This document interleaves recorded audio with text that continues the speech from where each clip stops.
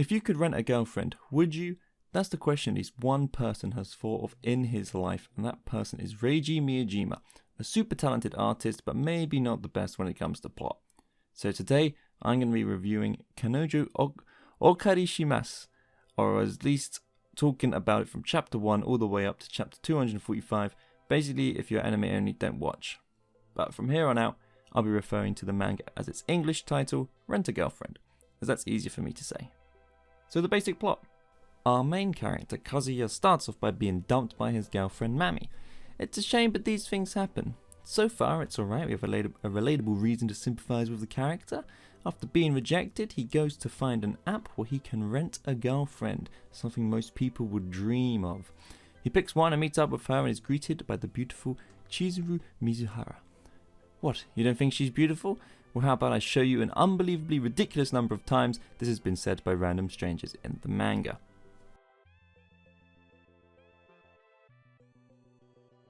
Anyway, they meet up and have their date at an aquarium, but things aren't going well. Kazuya, if I can say his name right, just can't bring himself to enjoy the date and ends up leaving a bad rating of Chizuru on the app. This brings out Chizuru's sassy side and they have a bit of an argument. Anyway, while this is happening, Kazuya hears his grandma has collapsed and rushed off to the hospital where he introduces Chizuru as his girlfriend, thus begins the lie, because it turns out Chizuru's grandmother is also in the hospital and is friends with Kazuya's grandmother. What a small world! So they start fake dating, with Kazuya paying her each time for a date just not to upset their grandparents. Oh, and they live next door to each other and go to the same college. So that's basically it.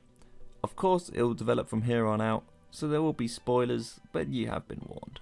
The idea isn't bad, it's not unique, but it's entertaining at first. Their little lie could be cute, and I've seen it happen before in manga, and I do enjoy the concept. The two continue their dating and fake relationship, which eventually gets their friends involved. They're also jealous of their loser friend getting a hot girlfriend, so they all act impressed. But I say dating, the truth is far sadder than that, as Kazuya is literally paying her each time for these dates, and it's only when they need to. At the start, the two have little involvement with each other apart from their dates.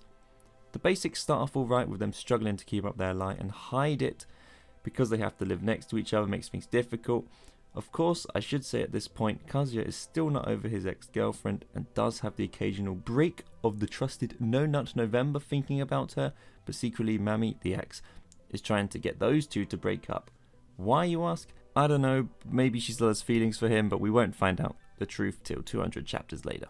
But it's insane how often Kazuya has these thoughts about her and eventually Chizuru, but we'll get to that chapter later. As the chapters continue, we see them face and survive many situations but also encounter many changes. Around 10 chapters in, we see Kazuya announce to everyone they broke up, and the repercussions this causes are pretty good drama. He has a fight with his friends and a lot of truths are brought up. Kazuya's flimsy personality is contested along with Mami's interference in their relationship. It's good development. Towards the end of this arc, we even have Kazuya being a hero and saving Mizuhara from drowning as she falls off a boat, and we get a really good title drop. I'll say this now, but the art is great. I love the art and wish the story was up to par, because next I'm about to speedrun and skip a lot of the story. So eventually we find one of Kazuya's friends also dating a rent-a-girlfriend, Ruka. She falls in love with Kazuya and the two start dating. Ruka likes Kazuya and wants to be with him and disagrees with his current fake relationship. She wants the two of them to break up so she can have him. She's a pretty fun character. Her only issue is her tactics and how Kazuya deals with them. At some point, she meets up for dinner with Kazuya's family and she tells them that she loves Kazuya.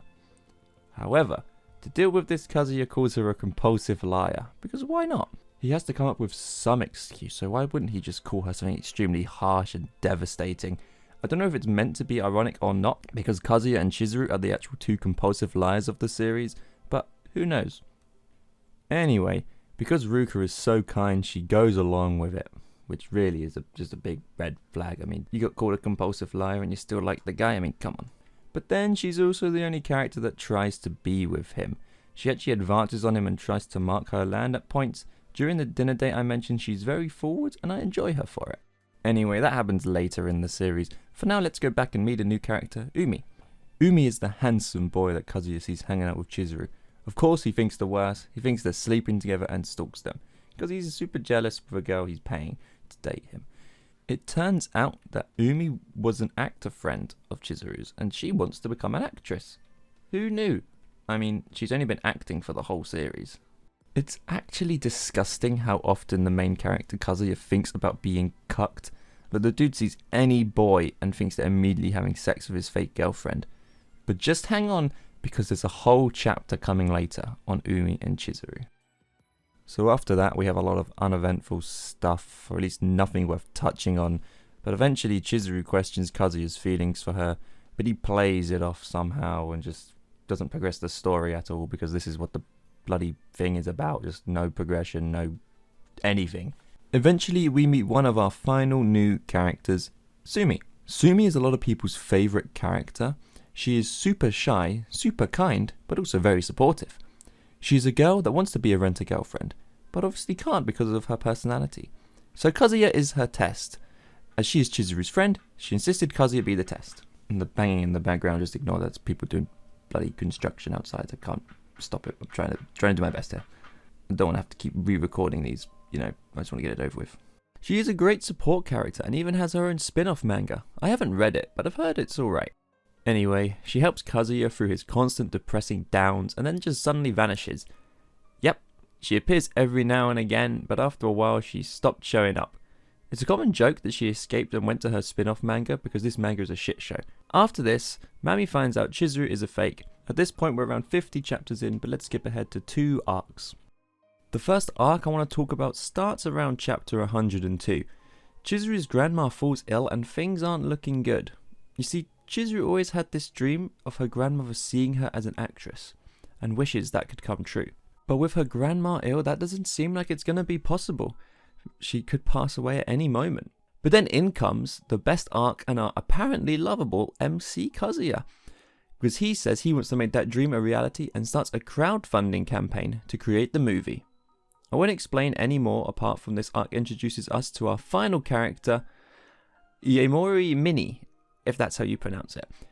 Minnie is there to move the plot forward. She knows the truth and is only there to constantly push Kazuya from behind. She's also their neighbour and even goes to confess on Kazuya's behalf because he's that pathetic and can't do a single thing himself. I should probably say, at some point before all this, Kazuya moved on from his ex Mami. Basically, he was having a wank and couldn't get Chizuru's face out of his head. I mean, how else are you going to realise your feelings for someone? So the crowdfunding happens, the movie happens, we get some good arcs and some good chapters that I really did enjoy. And then after all this, even Chizuru is unsure how she feels towards Kazuya. So now, let's move on to the current arc. Chapter 188. Yep, chapter 188. At the start, I said spoilers for the current chapter 245, and that was right. This arc is that long. How long can it be? Surely a rom-com wouldn't have that much to do, right? So let's begin the start of the worst. This is painful. But it's a trip. Everyone's going on a trip. The parents, the friends, the girlfriends, the grandmothers, and Mami are all going on a trip to Hawaii. How nice. How amazing. They're all there except Sumi and Minnie. Because they aren't important to the story at this point. I don't know. So yeah, this is the trip where Kazuya is determined to confess to Chizuru, whilst the others want to enjoy life. And obviously Ruka wants to stop it, and Mami wants to stop it. Because they have their own motives, and this doesn't. It's just what it is. Well, let's carry on. So with Kazuya wanting to confess, he does it a lot of times in this arc. I don't want to count the number of times he tries to confess because the arc is so slow. There's like many chapters that are just so pointless and should just be completely removed. Like you could do this arc in like 5 chapters. There's no need for any of this. The biggest reason why this arc is so long is because so much of it is Kazuya simping over a girl that he constantly pays to be around. This is real. These panels are real and they do appear in the manga. And it's not just this chapter. So much of the manga is spent on internal monologues from Kazuya never shutting up about how pretty the girls around him are. He is the worst main character and unlikable in every way possible that I can't imagine anyone could relate to him. At this point we are almost 200 chapters in and no progress has been made. Kazuya knows who he likes, the grandparents don't know the truth, and all that has happened is more girls are involved in this circle of lies. To make things even worse, this holiday arc is filled with utter rubbish. Apart from the Kazuya simping, there is a moment where Chizuru loses her bikini and all we get from it is more internal monologue from the creepiest MC ever made. In 200 chapters, Kazuya is still a creep, he's still pathetic, and in fact, I'd go as far as to say he's even worse than he was at the beginning. Throughout this entire 50 chapter arc, two things have been trying to happen. Kazuya's been trying to confess whilst Mami has been trying to expose their relationship.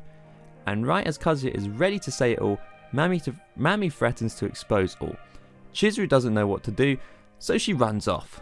She'd rather keep her secrets than hear the thoughts of a person she really doesn't care about. Honestly, Chizuru treats Kazuya so poorly, I don't show it, but each time these two are on a date, Kazuya is paying for it. He's still renting her, and I stuttered, but I got there. Anyway, how does Kazuya react to her running away? Well, he can't stop thinking about Chizuru getting fucked by Umi in a beret. This is another real thing. Someone wrote this. Someone thought it, put pen to paper, and they made this. Chapter 218, 20 plus pages of Kazuya and Reiji losing their minds as they force our eyes to read the worst thing humanity has conceived. It's not like it's just meh, it's straight up laughable. At this point, all two people who still support Kazuya as the main character have jumped off a bridge because he is the worst. How does a human think like this? He's got zero confidence, zero ambition, and zero traits to make him anything but a creep. It's so upsetting that the main character has been beaten down so much to the point where 200 chapters later hasn't developed even slightly. Everything that happens is immediately changed back and reverted to nothing. He takes one step forward and then falls backwards down the stairs and breaks his head and forgets everything. He gets bad amnesia because he's so awful. Thinking of that amnesia joke, actually, maybe he'd become likable, like if he forgot who he was, and then, like, maybe if there's an amnesia arc and he forgot everything about himself, he'd actually could progress as a character and maybe develop some sort of character development, because none of that's happened in 200 chapters, so it'd be nice. But Kazuya is still the same. He's still the worst main character I've ever read. The only thing that's changed is he's actually just moved on from his ex. But anyway, their relationship eventually gets exposed by Mami, and Chizuru kisses Kazuya to prove that it started as fake but turned real, which it didn't. You think they could have just said the truth, or maybe they could just... But they're too deep at this point. I mean, at this point, I guess you'd keep the lie going, because why not? So Mami does her best acting to try and convince the world that Chizuru is a bad person, but the reader knew that all along just by seeing how much money she steals from Kazuya's wallet, and refuses to listen to any feelings of any other person. So they return from their trip, and Chizuru at least acknowledges Kazuya's feelings, but says she needs time to think about it, as isn't sure how she feels, which is progress. That's a sigh for what comes next. So Reiji does this wonderful thing called giving 20 panel chapters to something that should be 2. He adds emphasis as if it's how it should be when converted into an anime, which is fine, but it's not really when half the chapter consists of nothing important. There is far more internal monologue from Kazuya than actual dialogue, and it's all stuff we've heard before.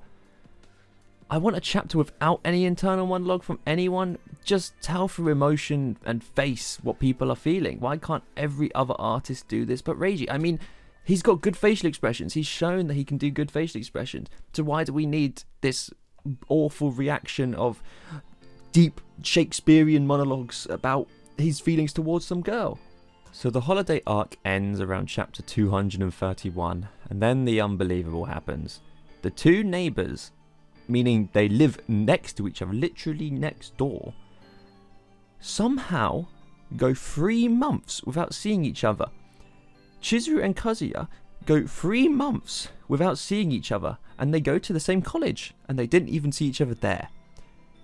Obviously, our main character in his infinite wisdom assumes the worst and believes that he's been rejected because he's been ghosted for 3 months.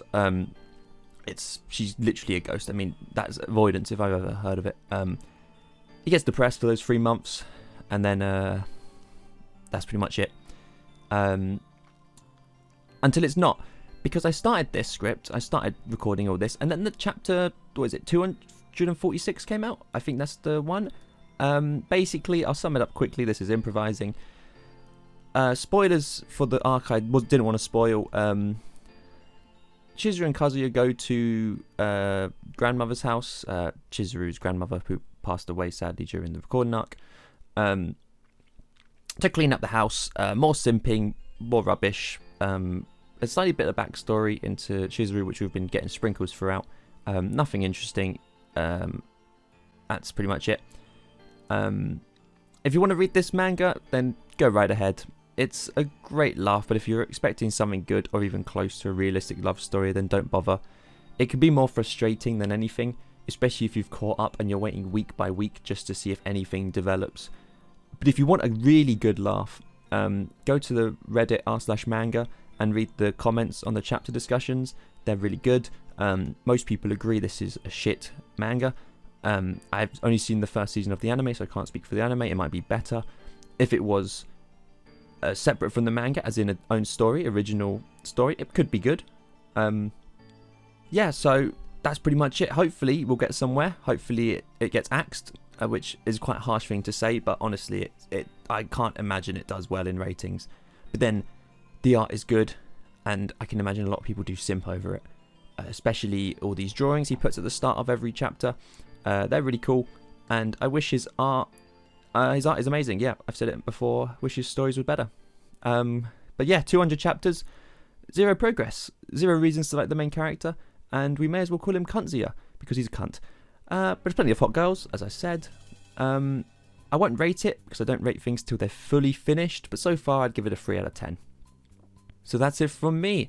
Thank you all for watching. Don't forget to like, comment, subscribe, and share. Sharing is the best way to help. It's free and helps me massively. Check the links in the description for everything else I do, and I'll try and do some more of these. I wanted to review some webtoons, but I'm not too sure how I'll do that, because I just feel like yeah, I don't know, I just feel like the community towards those can be quite passionate for a reason, and I feel like there's more chance of, say, the creator of those getting offended by my review than, say, a random Japanese dude. Yeah, we'll see. I want to do more. Let me know down below if you've got any ideas, anything I should do, anything to check out. Let me know your thoughts on Rent a Girlfriend as well. Discuss on Reddit, join in the conversation on Reddit. God, what a laugh. But yeah, once again, thanks for watching, and I'll see you all next time. Goodbye.